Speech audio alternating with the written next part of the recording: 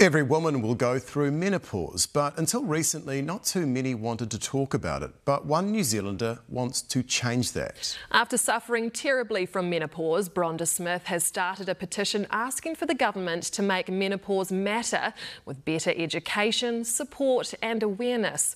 She spoke to national correspondent Amanda Gillies ahead of World Menopause Day for our latest Because It Matters story. Bronda Smith was living her best life, happily married in Havelock North, Chief Financial Officer at the local council. She was powerful and empowered. Then menopause hit. My irritability and my nanosecond fuse, where I would be sitting there being calm and the next minute, I would be saying something out of my mouth that I just couldn't believe I was saying.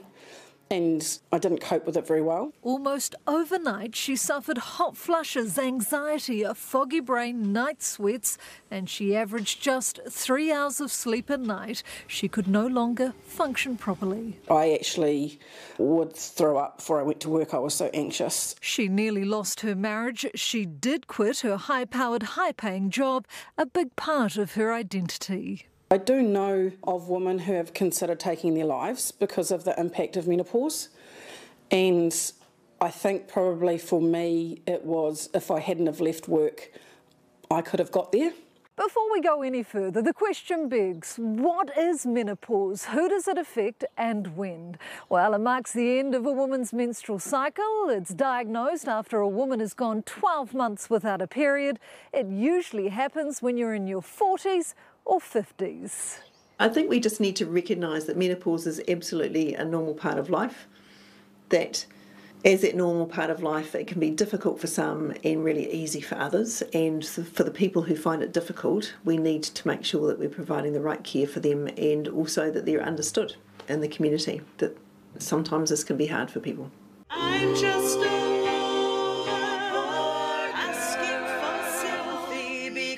a hot flush comes. There have been songs about menopause, musicals about menopause.